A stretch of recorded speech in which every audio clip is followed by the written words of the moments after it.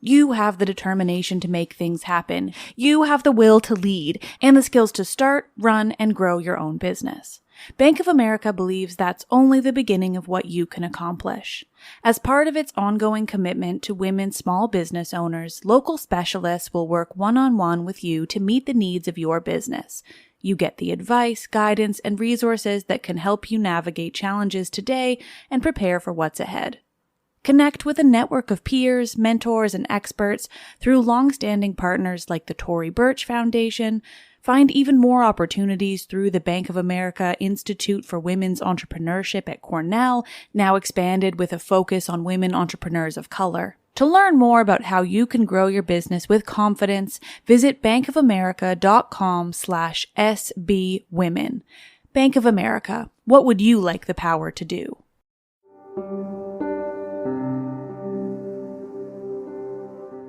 Hello, this is Let's Talk About Myths, baby. And I'm Liv, obviously. Well, you guys, it's that time again. It's Friday. Happy Friday. And Friday means that I am here with another episode of the Iliad. If you can believe it, we're actually in the last 3 episodes of the Iliad. It's very weird. It also means that the COVID closures started so long ago, like 22-ish weeks ago. Oof. Anyway, it's weird to think about it that way, but I have absolutely loved reading the Iliad, and don't go thinking I'll be done after this, because it's just gonna keep going. We will dive right into, yes, the Odyssey. But we're not there yet. We got the last 3 episodes. This is Homer's Iliad, translated by Samuel Butler, Book 22. Thus the Trojans in the city, scared like fawns, wiped the sweat from off them and drank to quench their thirst, leaning against the goodly battlements, while the Achaeans with their shields laid upon their shoulders drew close up to the walls. But stern fate bade Hector stay where he was before Ilias and the Scaean gates. Then Phoebus Apollo spoke to the son of Peleus, saying, "Why, son of Peleus, do you, who are but man, give chase to me who am immortal?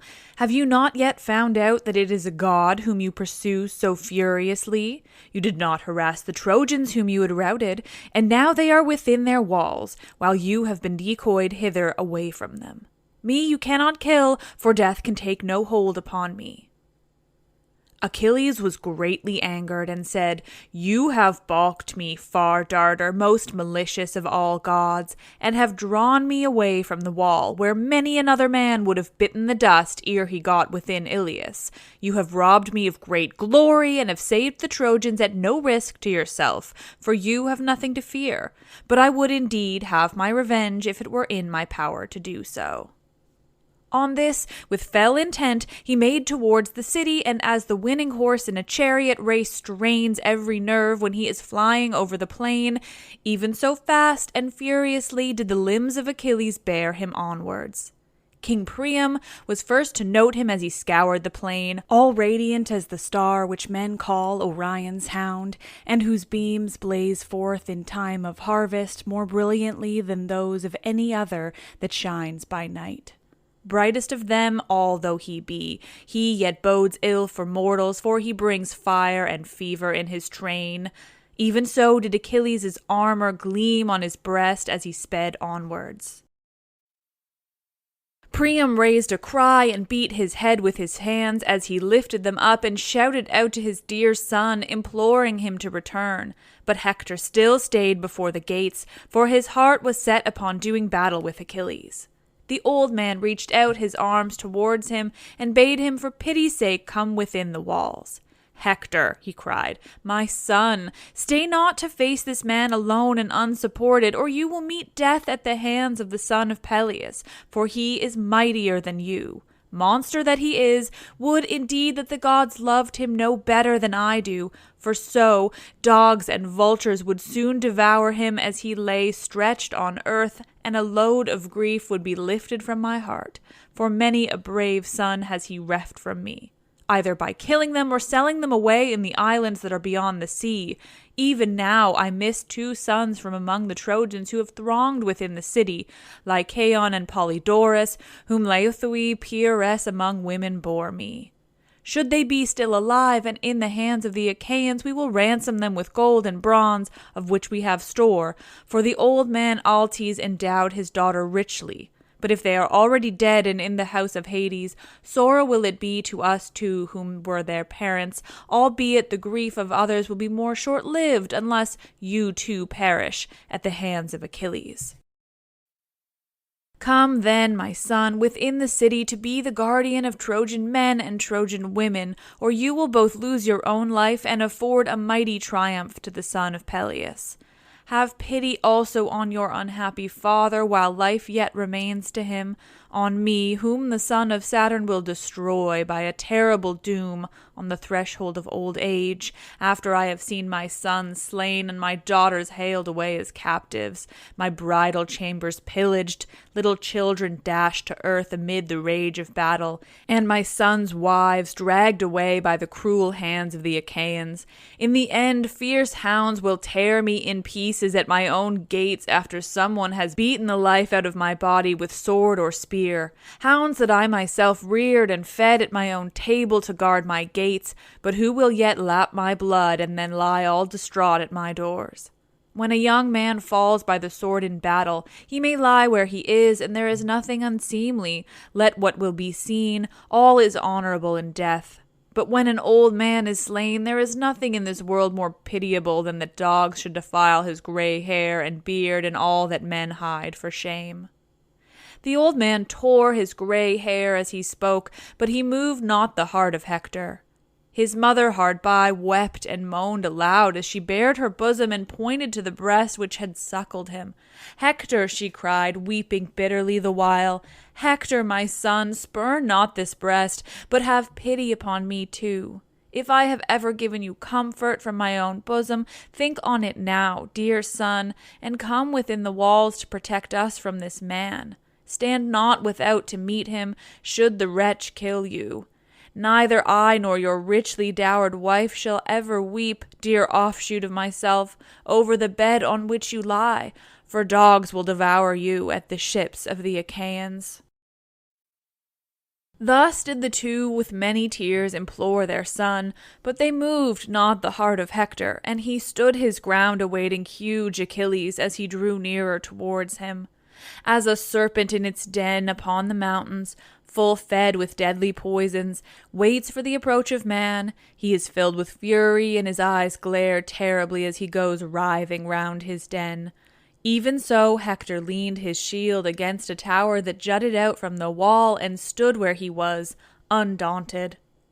"Alas," said he to himself in the heaviness of his heart, "if I go within the gates, Polydamas will be the first to heap reproach upon me, for it was he that urged me to lead the Trojans back to the city on that awful night when Achilles again came forth against us. I would not listen, but it would have been indeed better if I had done so. Now that my folly has destroyed the host, I dare not look Trojan men and Trojan women in the face, lest a worse man should say, 'Hector has ruined us by his self-confidence.' Surely it would be better for me to return after having fought Achilles and slain him, or to die gloriously here before the city. What, again, if I were to lay down my shield and helmet, lean my spear against the wall, and go straight up to noble Achilles? What if I were to promise to give up Helen, who was the fountainhead of all this war, and all the treasure that Alexandrus brought with him in his ships to Troy? Ay, and to let the Achaeans divide the half of everything that the city contains among themselves. I might make the Trojans, by the mouths of their princes, take a solemn oath that they would hide nothing, but would divide into 2 shares all that is within the city. But why argue with myself in this way? Were I to go up to him, he would show me no kind of mercy. He would kill me then and there as easily as though I were a woman, when I had off my armor. There is no parleying with him with some rock or oak tree as young men and maidens prattle with one another. Better fight him at once, and learn to which of us Jove will vouchsafe victory." Thus did he stand and ponder, but Achilles came up to him as if it were Mars himself, plumed lord of battle. From his right shoulder he brandished his terrible spear of Pelian ash, and the bronze gleamed around him like flashing fire or the rays of the rising sun. Fear fell upon Hector as he beheld him, and he dared not stay longer where he was, but fled in dismay from before the gates, while Achilles darted after him at utmost speed. As a mountain falcon, swiftest of all birds, swoops down upon some cowering dove, the dove flies before him, but the falcon with a shrill scream follows close after, resolved to have her. Even so did Achilles make straight for Hector with all his might, while Hector fled under the Trojan wall as fast as his limbs could take him. On they flew along the wagon road that ran hard by under the wall, past the lookout station and past the weather-beaten wild fig tree, till they came to two fair springs which feed the river Scamander. One of these two springs is warm, and steam rises from it as smoke from a burning fire, but the other, even in summer, is as cold as hail or snow, or the ice that forms on water. Here, hard by the springs, are the goodly washing troughs of stone, where in the time of peace, before the coming of the Achaeans, the wives and fair daughters of the Trojans used to wash their clothes. Past these did they fly, the one in front and the other giving chase behind him. Good was the man that fled, but better was he that followed after, and swiftly indeed did they run, for the prize was no mere beast for sacrifice or bullock's hide, as it might be for a common foot race, but they ran for the life of Hector. As horses in a chariot race speed round the turning posts when they are running for some great prize, a tripod or woman, at the games in honor of some dead hero, so did these two run full speed 3 times round the city of Priam. All the gods watched them, and the sire of gods and men was the first to speak. "Alas," said he, "my eyes behold a man who is dear to me being pursued round the walls of Troy. My heart is full of pity for Hector, who has burned the thigh bones of many a heifer in my honor, one while on the crests of many-valleyed Ida, and again on the citadel of Troy. And now I see noble Achilles in full pursuit round the city of Priam. What say you? Consider among yourselves and decide whether we shall now save him or let him fall, valiant though he be, before Achilles, son of Peleus." Then Minerva said, "Father, wielder of the lightning, lord of cloud and storm, what mean you? Would you pluck this mortal whose doom has long been decreed out of the jaws of death? Do as you will, but we others shall not be of a mind with you." And Jove answered, "My child, Trito-born, take heart. I did not speak in full earnest, and I will let you have your way. Do without let or hindrance as you are minded." Thus did he urge Minerva, who was already eager, and down she darted from the topmost summits of Olympus. Achilles was still in full pursuit of Hector as a hound chasing a fawn which he has started from its covert on the mountains and hunts through glade and thicket. The fawn may try to elude him by crouching under cover of a bush, but he will send her out and follow her up until he gets her. Even so, there was no escape for Hector from the fleet son of Peleus. Whenever he made a set to get near the Dardanian gates and under the walls, that his people might help him by showering down weapons from above, Achilles would gain on him and head him back towards the plain, keeping himself always on the city side.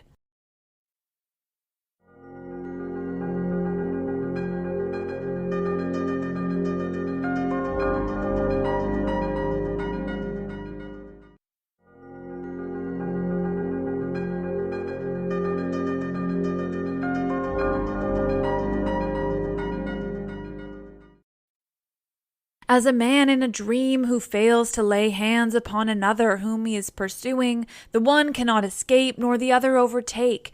Even so, neither could Achilles come up with Hector, nor Hector break away from Achilles.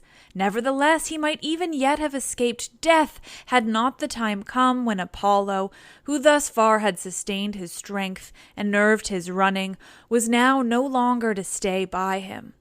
Achilles made signs to the Achaean host and shook his head to show that no man was to aim a dart at Hector, lest another might win the glory of having hit him and he might himself come in second. Then, at last, as they were nearing the fountains for the fourth time, the father of all balanced his golden scales and placed a doom in each of them, one for Achilles and the other for Hector.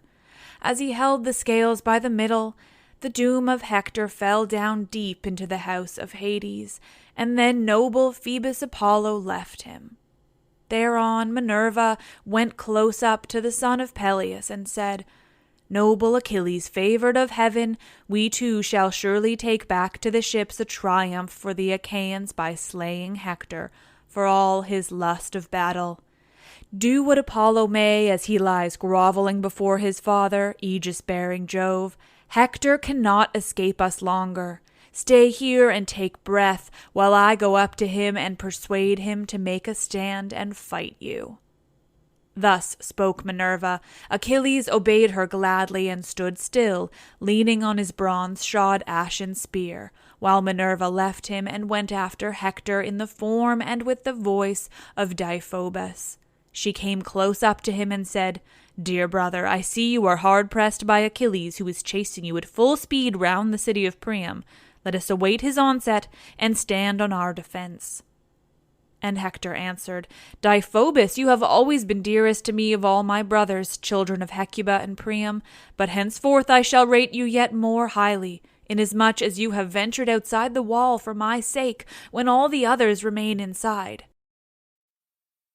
Then Minerva said, "Dear brother, my father and mother went down on their knees and implored me, as did all my comrades, to remain inside, so great a fear has fallen upon them all.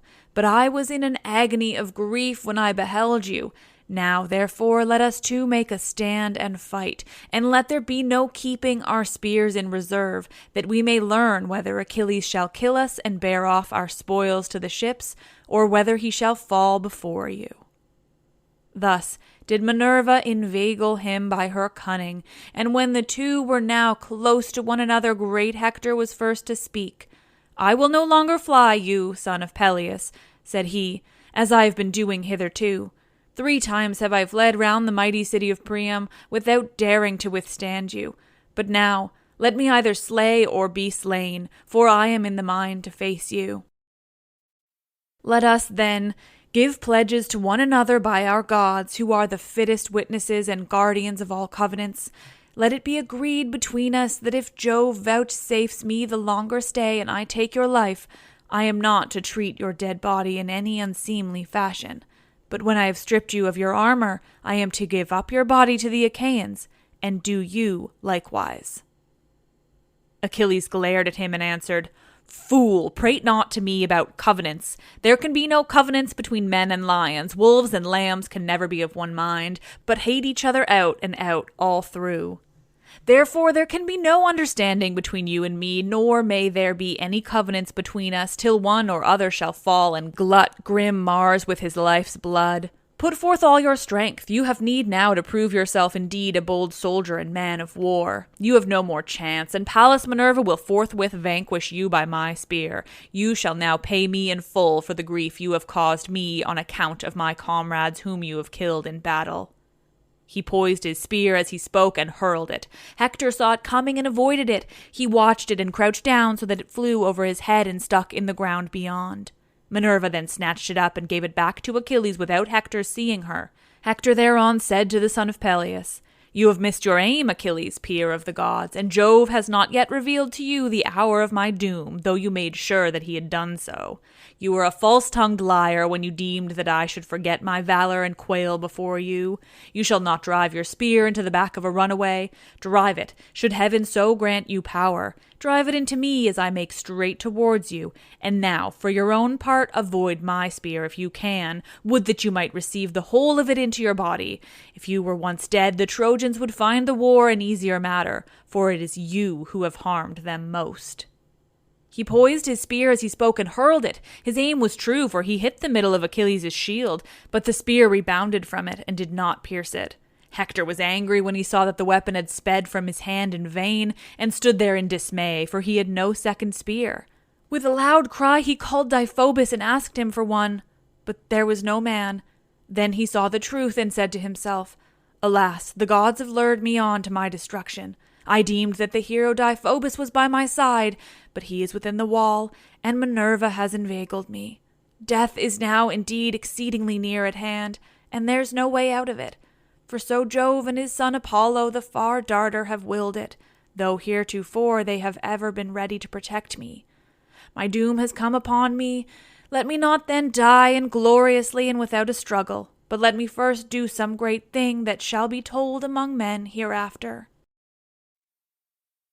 As he spoke, he drew the keen blade that hung so great and strong by his side, and gathering himself together, he sprang on Achilles like a soaring eagle which swoops down from the clouds onto some lamb or timid hare. Even so did Hector brandish his sword and spring upon Achilles. Achilles, mad with rage, darted towards him with his wondrous shield before his breast, and his gleaming helmet, made with 4 layers of metal, nodding fiercely forward. The thick tresses of gold with which Vulcan had crested the helmet floated round it, and the evening star that shines brighter than all others through the stillness of night, even such was the gleam of the spear which Achilles poised in his right hand, fraught with the death of noble Hector. He eyed his fair flesh over and over to see where he would best wound it, but all was protected by the goodly armor of which Hector had spoiled Patroclus after he had slain him, save only the throat, where the collarbones divide the neck from the shoulders, and this is a most deadly place. Here then did Achilles strike him as he was coming on towards him, and the point of his spear went right through the fleshy part of the neck, but it did not sever his windpipe, so that he could still speak. Hector fell headlong, and Achilles vaunted over him, saying, Hector, you deemed that you should come off scatheless when you were spoiling Patroclus, and recked not of myself who was not with him. Fool that you were, for I, his comrade, far mightier than he, was still left behind him at the ships, and now I have laid you low. The Achaeans shall give him all due funeral rites, while dogs and vultures shall work their will upon yourself.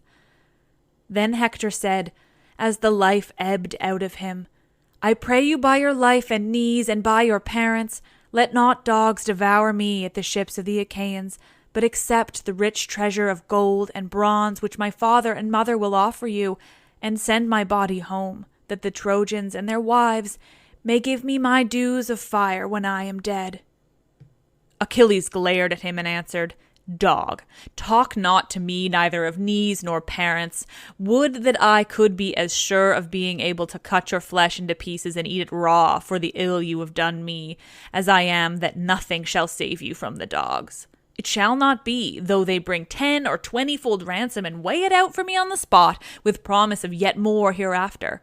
Though Priam, son of Dardanus, should bid them offer me your weight in gold, even so your mother shall never lay you out and make lament over the son she bore, but dogs and vultures shall eat you utterly up. Hector, with his dying breath, then said, I know you what you are, and was sure that I should not move you, for your heart is hard as iron. Look to it that I bring not heaven's anger upon you on the day when Paris and Phoebus Apollo, valiant though you be, shall slay you at the Scaean gates. When he had thus said, the shrouds of death enfolded him, whereon his soul went out of him and flew down to the house of Hades, lamenting its sad fate that it should enjoy youth and strength no longer. But Achilles said, speaking to the dead body, "Die. For my part I will accept my fate whensoever Jove and the other gods see fit to send it." As he spoke, he drew his spear from the body and let it set on one side. Then he stripped the blood-stained armor from Hector's shoulders, while the other Achaeans came rushing up to view his wondrous strength and beauty, and no one came near him without giving him a fresh wound. Then would one turn to his neighbor and say, "It is easier to handle Hector now than when he was flinging fire onto our ships." And as he spoke, he would thrust his spear into him anew. When Achilles had done spoiling Hector of his armor, he stood among the Argives and said, "My friends, princes and counselors of the Argives, now that heaven has vouchsafed us to overcome this man, who has done us more hurt than all the others together, consider whether we should not attack the city in force and discover in what mind the Trojans may be. We should thus learn whether they will desert their city now that Hector has fallen, or will still hold out even though he is no longer living. But why argue with myself in this way while Patroclus is still lying at the ships unburied and unmourned, he whom I can never forget so long as I am alive and my strength fails not? Though men forget their dead when once they are within the house of Hades, yet not even there will I forget the comrade whom I have lost.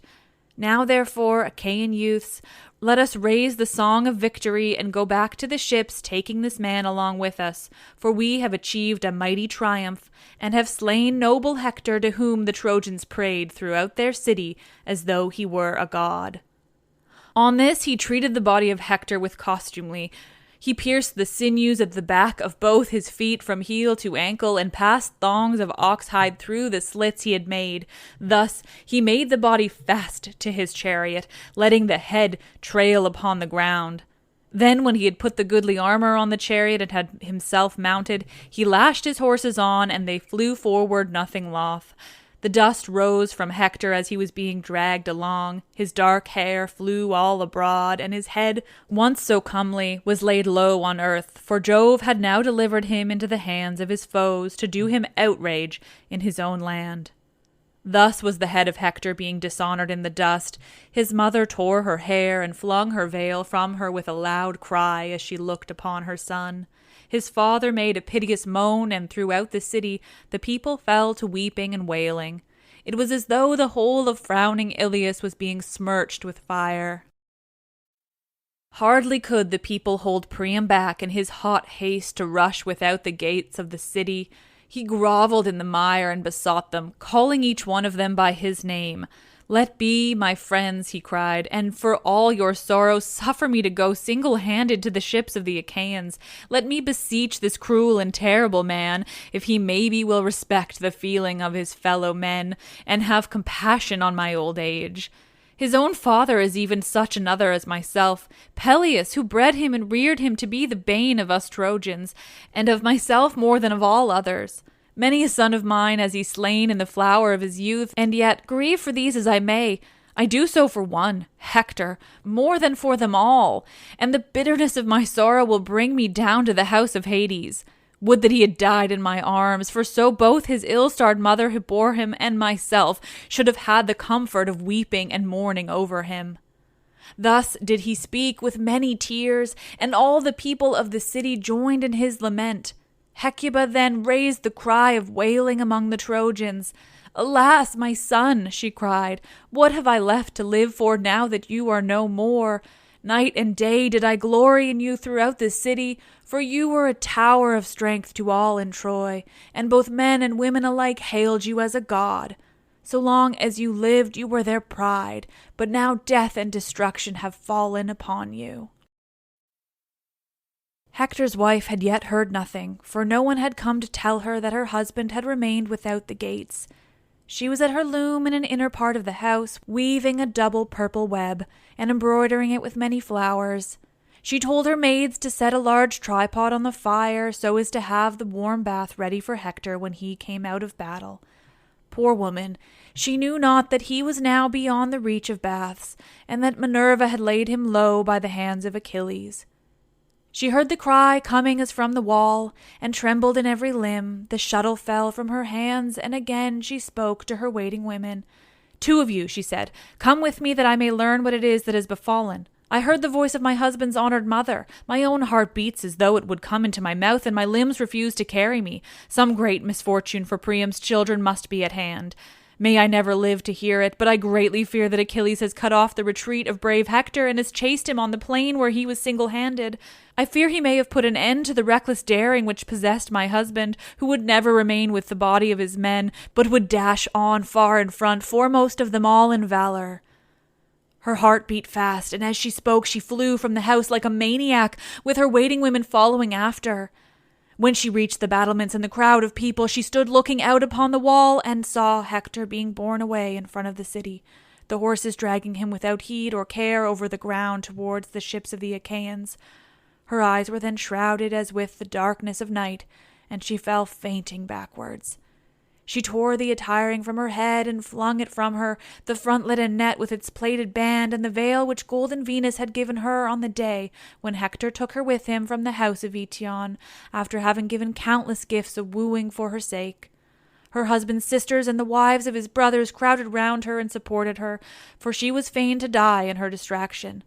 When she again presently breathed and came to herself, she sobbed and made lament among the Trojans, saying, "Woe is me, O Hector, woe indeed that to share a common lot we were born, you at Troy in the house of Priam, and I at Thebes under the wooded mountains of Placus in the house of XXII, who brought me up when I was a child. Ill-starred sire of an ill-starred daughter, would that he had never begotten me. You are now going into the house of Hades under the secret places of the earth, and you leave me a sorrowing widow in your house. The child, of whom you and I are the unhappy parents, is as yet a mere infant. Now that you are gone, O Hector, you can do nothing for him nor he for you, even though he escaped the horrors of this woeful war with the Achaeans.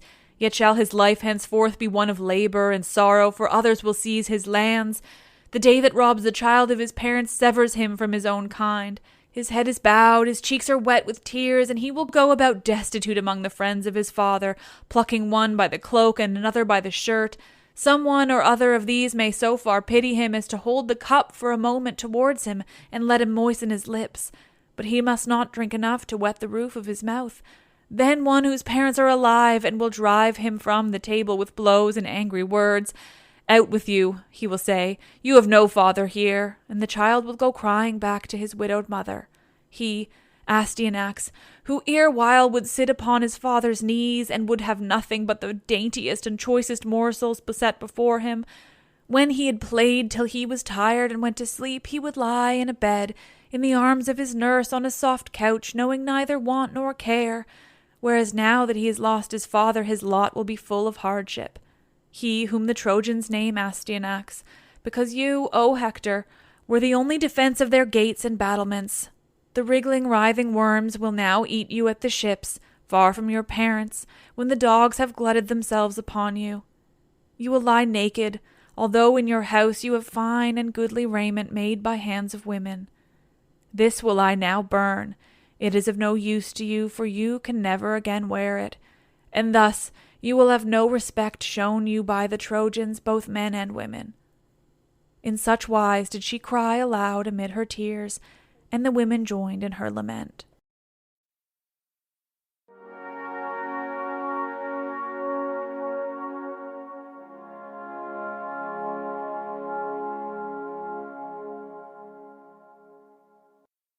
Oh, guys, I really love Hector. Oh, poor Hector. I mean, he did a horrible thing to Patroclus, so we can't forgive him entirely, but oh, poor Hector. Well, I will be back next week with a very special episode and the second to last episode of the Iliad. Oh, how close we're getting. Thank you all for listening. You're all so wonderful. I am Liv, and I love this shit.